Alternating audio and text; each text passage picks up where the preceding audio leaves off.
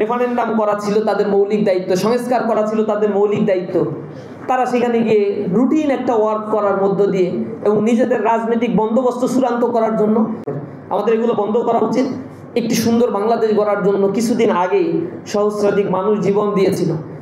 এইটা কেন জীবন দিয়েছিল, কেন মানুষের মধ্যে এই ক্ষোভটা জন্মেছিল? সেখানে শুধু ছাত্ররা তো নেতৃত্ব দেয় নাই।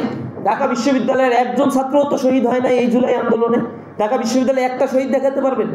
আন্দোলনের নেতৃত্ব তো তারা দিয়েছিল, আন্দোলনের মেকানিজম তারা তৈরি করেছিল। হয়তো ঢাকা বিশ্ববিদ্যালয়ে কিছু শিক্ষার্থীরা বলেছিল কালকে এই কর্মসূচি, কিন্তু ঢাকা বিশ্ববিদ্যালয়ে বন্ধ করে দেওয়া হয়েছিল। কোনো ছাত্রকে হলে থাকতে দেওয়া হয় নাই, তাদের উপরে শারীরিক নির্যাতন করা হয়েছিল।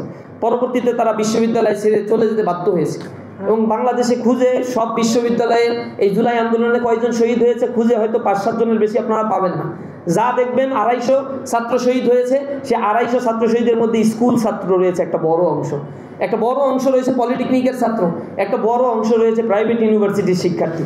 পাবলিক ইউনিভার্সিটি এটা সূত্রপাত হলেও এর বিক্ষুব্ধতা, এর বিস্তৃতিটা, এই দাবানলটা ছড়িয়ে পড়েছিল সর্বব্যাপী। এবং সেই জায়গায় অংশগ্রহণ করেছিল খেটে খাওয়া মানুষ, দিন মজুর, কুলি মজুর, অথবা রিক্সাওয়ালা, ছোট ব্যবসায়ী, ইভেন সরকারি চাকরিজীবী, যাদের মনস্তত্ত্বে একটা পরিবর্তন ঘটেছে। এই মানুষগুলো রাস্তায় দাঁড়িয়ে প্রতিবাদ করেছিল, যার ফলশ্রুতিতে নির্বিচারে তাদেরকে হত্যা করা হয়েছে। এইগুলো কেন মানুষ রাস্তায় নেমে এসেছিল? এটা ছিল চাকরির একটা আন্দোলন, কোটার বিরুদ্ধে একটা আন্দোলন, সেখান থেকে একটা গণ আন্দোলনে পরিণত হয়েছিল। কারণ সুবিধা বঞ্চিত, অধিকার বঞ্চিত মানুষেরা দীর্ঘ সময় ধরে অপেক্ষা করছিল। রাজনৈতিক দলগুলো তাদের রাজনৈতিক এজেন্ডা নিয়ে রাস্তায় ছিল। যখন সরকার তাদের উপরে দমন নিপীড়ন চালানো হয়েছে, তারা কর্মসূচি দিয়ে ঘরের ভিতরে লুকিয়ে পড়েছিল। হরতাল দিয়ে তাদেরকে রাস্তায় খুঁজে পাওয়া যেত না। চোরাগুপ্তা কিছু কার্যক্রম করা ছাড়া আর বড় রাজনৈতিক দলের সেরকম কার্যক্রম এই সরকার আসলেই করতে দেয় নাই। চরম জুলুম নির্যাতন চালানো হয়েছে। কিন্তু রাজনৈতিকবিদরা তখন হতাশাগ্রস্ত হয়ে পড়েছিল। নির্বাচনের পর নির্বাচন হয়ে যাচ্ছে, কোনোভাবেই কোনো কিছু করা যাচ্ছে না। তখন এমন একটা গণবিস্ফোরণ সময়ের দাবি ছিল, যে গণবিস্ফোরণ হয়েছে সাদাবাজের বিরুদ্ধে, গণবিস্ফোরণ হয়েছে এক্সট্রা জুডিশিয়াল কিলিংয়ের বিরুদ্ধে, গণবিস্ফোরণ হয়েছে অধিকার হারা নিরন্ন বস্ত্রহীন মানুষের সেই অধিকার ফিরে পাওয়ার তাগিদেই তারা কিন্তু রাস্তায় নেমে সেদিন রাস্তায় জীবন দিয়েছিল। কিন্তু সেই সময়ের ব্যবধানে, 1-1.5 বছরের ব্যবধানে আমরা মনে হয় এগুলো আবার ভুলতে বসেছি। আমরা আমাদের পুরাতন চরিত্রের দিকে আবার ফিরে যাচ্ছি। আমাদের চরিত্র পাল্টাতে হবে। আমাদের এই মানবাধিকার দিবসে আমরা এতটুকুই ঘোষণা করতে চাই যে জুলুম নির্যাতন আমাদের উপরে হয়েছে। ইসলামী ছাত্র শিবির, আওয়ামী লীগ নিজেরাও বলতো যে আমরা যদি পাল্টে যাই একদিনেই কয়েক লক্ষ মানুষ মারা যাবে। এরা তারাও বিশ্বাস করতো, কারণ তারা এত জুলুম নির্যাতন করছে যে মানুষ তাদেরকে আসলে বাঁচায় রাখবে। কিন্তু এরকম কোনো ঘটনা বাংলাদেশে ঘটে নাই। আমরা চরম সহিষ্ণুতার পরিচয় দিয়েছি। আমাদের উপরে যে পুলিশ নির্যাতন করছে, সেদিন পুলিশের সাথে দেখা হয়েছে, সালাম দিয়ে আমি বলছি মনে আছে রিমান্ডে? তখন বলছে ভাই আমার কিছু করার নেই, হ্যান তেন অনেক কিছু বলছে। তখন আমি বলছি যে না সমস্যা নেই, আমরা কাউকে কিছু বলবো না, তবে যে টাকাটা নিয়েছিলেন এটা কি মনে আছে?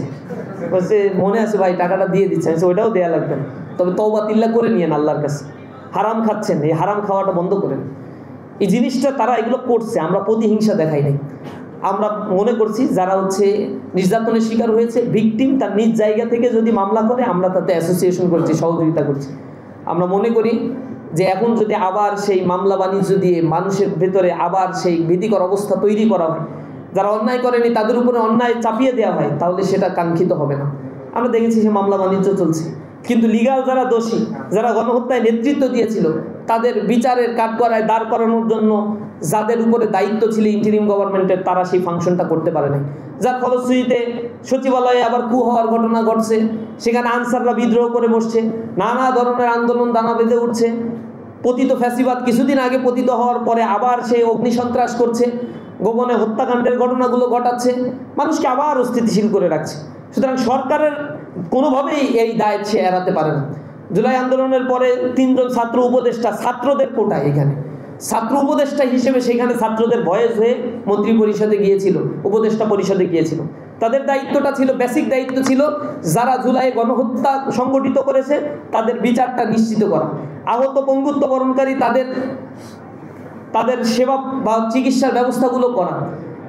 এই কাজগুলো তারা না করে রেফারেন্ডাম করা ছিল তাদের মৌলিক দায়িত্ব, সংস্কার করা ছিল তাদের মৌলিক দায়িত্ব।